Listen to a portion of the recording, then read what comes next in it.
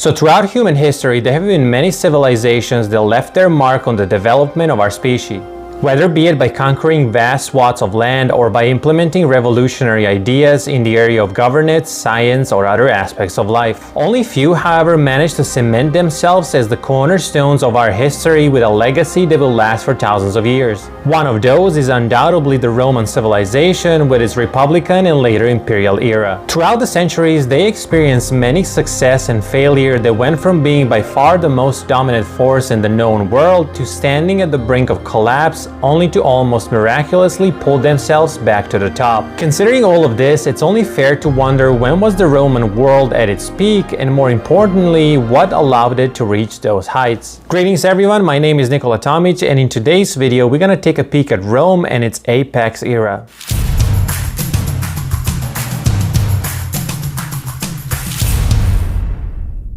Now, despite what many people think when reading about Rome and its history, the beginnings of this civilization were very modest and uncertain, like many others in the same era and part of the world. A small group of tribes located in western Italy that joined forces to defend themselves from the imperialistic desires of their neighbors, mostly Etruscans, formed a republic that, although heavily influenced by the Greek world, had much bigger aspirations and was bound for a future full of epic proportions. Now, what is interesting about the Republican era of ancient Rome is that it was in a state of never-ending warfare ever since its inception in 509 BC till its transformation into an empire in 27 BC. Anything from fighting its close relatives and neighbors to fending off Gallic incursions, all the way to humbling and conquering their arch-rivals such as Greece and Carthage. The pivotal moment came after the sacking of Rome in 387 BC by the invading Gauls, when Roman Republic kick-started its conquest campaign that will see most of the Mediterranean as well as Gaul and Hispania fall under the rule of this Mediterranean hegemon. Now, although this was an impressive feat to say the least, it did not portray the full extent of the ambitions that this superpower had, or at least some of the individuals within it. Julius Caesar is definitely one of the greatest and arguably the first example that showed the Romans as well as the others in the region what does it mean when you merge ambition with natural talent and desire for greatness. Although his nickname became a de facto title for future rulers of Rome and even beyond, he was actually not an emperor but rather a dictator of Rome, which itself gained quite a reputation in the centuries to come. Final conquest of Gaul, venturing into the lands of Britannia, or bringing Egypt to the absolute rule of Rome were some of his feats. Until that point, he was the crown jewel of the Roman civilizations without any doubt.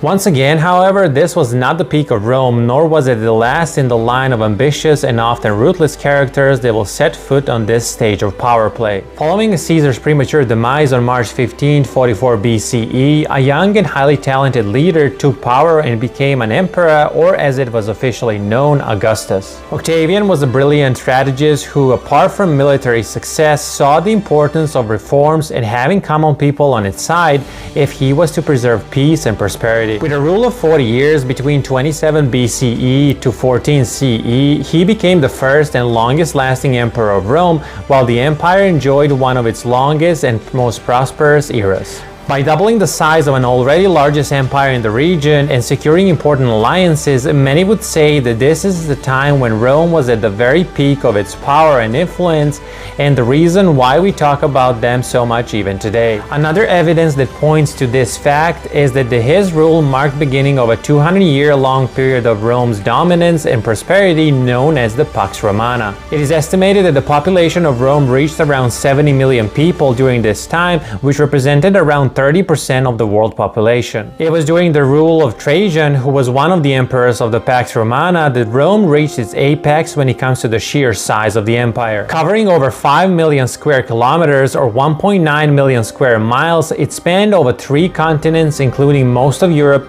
parts of Asia and Africa, while its political ties and influence stretch all the way to China. Now, the important thing to note is although every single period that we mention represents a high moment in the history of Roman civilization, civilization, it did not happen in a vacuum. See, if we are talking about the territory expansion achieved by many emperors and leaders of Rome, they were largely building upon the success of previous rulers and systems. If Rome failed to protect itself from early attacks and conquests conducted by many tribes surrounding it, most likely wouldn't lead into larger dominance over the Italian peninsula and the near Mediterranean region.